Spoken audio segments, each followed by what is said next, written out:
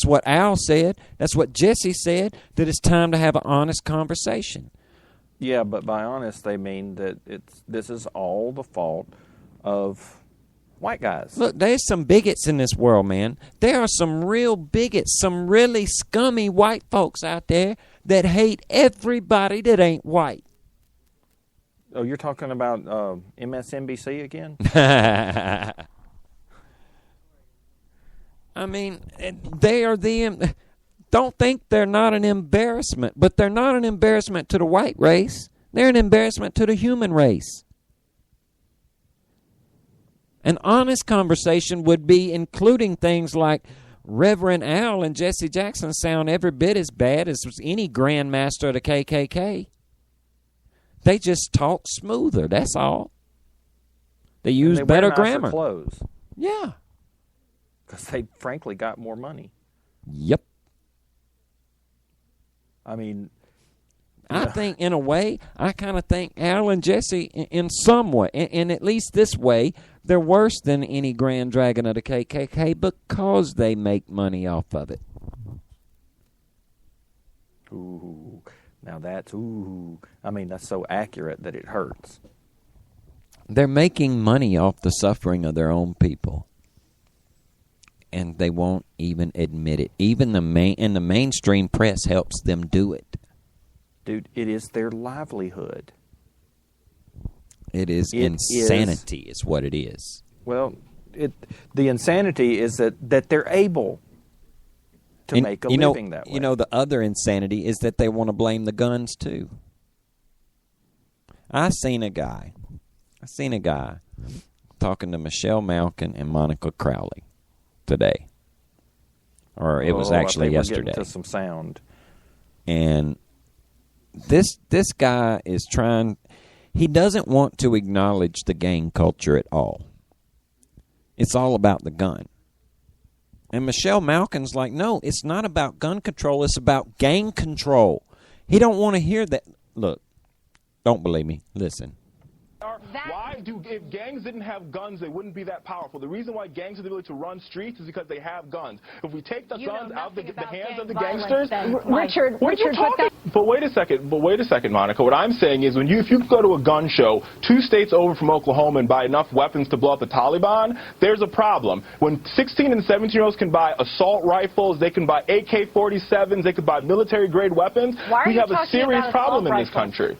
Go ahead, Michelle. I'm talking about the fact that young people can access weapons. Richard, hang on. Michelle, go ahead. The dishonesty of the gun grabbers is naked here. It's as naked as a newborn baby. He is talking about gun control and gun confiscation laws, national registries, and background checks that would do absolutely nothing to control evil thugs who will do whatever they need to do to kill and wreak havoc on people. These boys were intent on killing. It is absolutely true. You can be intent on killing, but if you don't have a gun to kill with... You hear that? You hear that? You can be intent on killing, but if you don't have a gun to kill with, you won't be able to kill. And and listen to this part one more time. If gangs didn't have guns, they wouldn't be that powerful. Did you hear that? One more time. If gangs didn't have guns, they wouldn't be that powerful. I take it, bruh man never did watch Gangs of New York, or he don't know nothing about the 5-point gangs.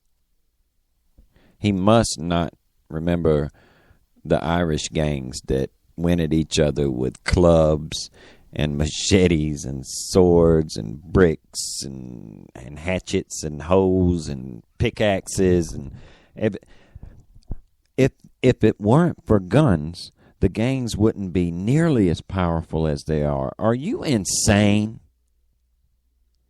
Are you? Sometimes I wonder if they really truly believe the things that are coming out of their own mouths. Well, why don't they ever want to look at Chicago, where they have really strict gun control? Well, hey, in that interview, I wish I could have kept that piece of the clip. In that same little interview there, he made the statement that where there are stricter gun laws, there are less murders. He said it. Look, that you can watch that clip on Real Clear Politics. That clip is there, the longer version. I had to cut it for time. But in that clip, he says where there are in cities where there are tougher gun laws, there are fewer murders.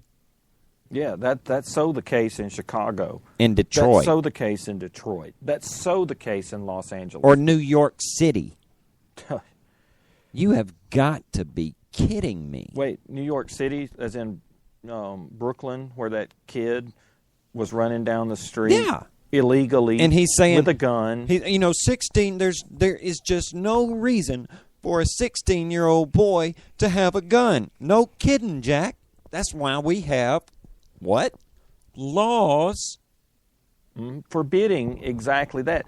The thing is, he also said that that kids can go out and buy an AR-15. Where? Yeah, where? Where can a 16-year-old kid go out and legally purchase an AR-15? But see, that's the thing. That's the other point Michelle Malkin was making. I don't know, and I don't know if it really sunk in yet. But criminals and murderers, oddly enough, they don't submit to background checks first. I know that sounds crazy, but they really don't. People intent on murder don't exactly say, "May I?" first. And, of course, this guy actually revealed that the gun grabbers are not ignorant. This is not a matter of ignorance. This is a matter of genuine evil, because they can't tell you their true agenda here, which is disarming the civilian population. Dude, I've said it a million times. I agree so much with Rush Limbaugh when he says left to their own devices. This is what makes liberals so mad.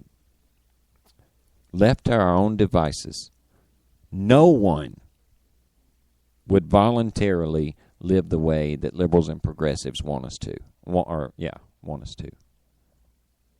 We won't do it. People had rather be free. It's like an instinct, man. It's something inside us. Left our own devices, man, in New York City. If Bloomberg hadn't prohibited, Humpty Million, what was it? The trans fats. Remember, he went no trans fats, no big sodas, salt limitations, and all. You know why he did that? Because left to their own devices, the New Yorkers wouldn't have cut down on their own. Why? Because it's nobody's business. Just like these gun laws. Left to our own devices, we have been left to our own devices. We have gun laws in place. But we're not, it's not enough for them. It's about control. And they can't get the control as long as the civilian population is armed. And every time they go out in public in the mainstream media and lie, and outright lie, and lying is saying that they're knowingly saying something untrue. They know that cities with strict gun controls are considerably less safe than cities that trust their citizens to be armed. All right? They know that. And so when they go out there and they lie about it, it tells you right there, nothing good is in their agenda. And, hey, man, like Richard says in the chat there, Bloomberg is going after the electronic cigarettes, too. See, it's not about health. It has nothing to do with health. It's about control.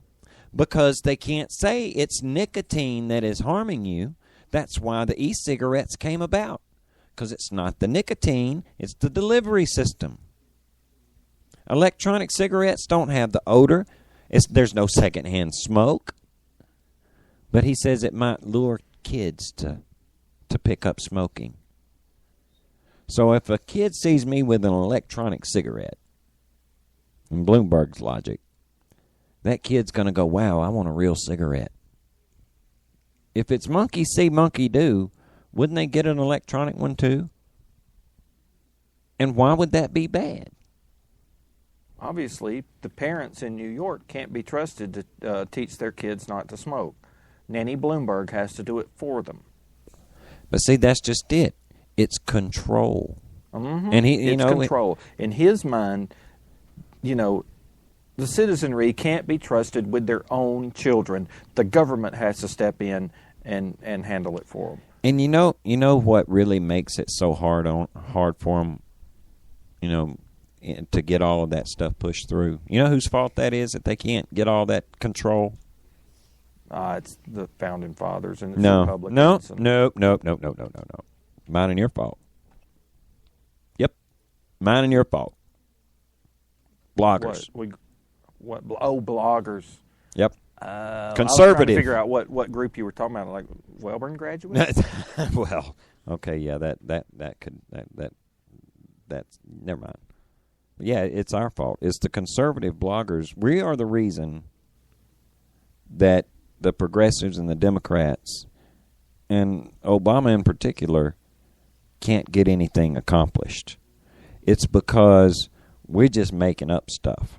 And now it must be true because I heard a senator say it.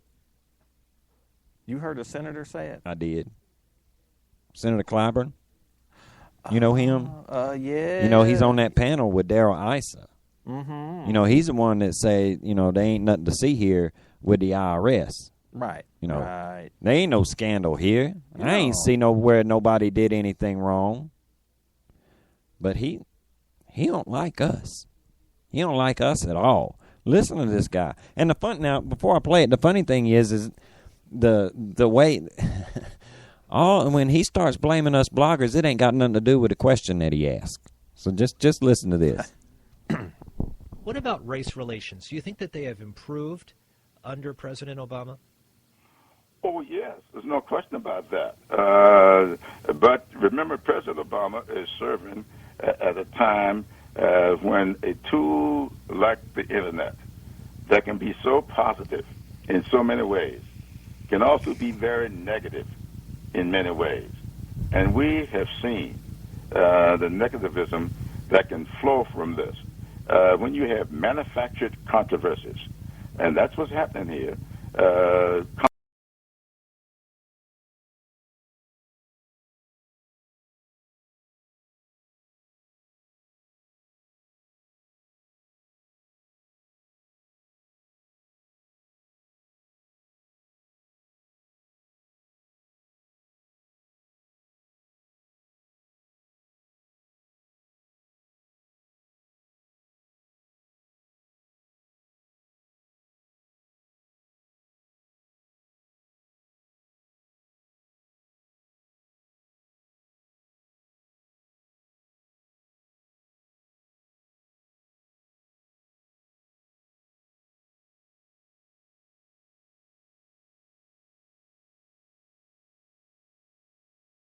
it was on the television or it was in the newspapers.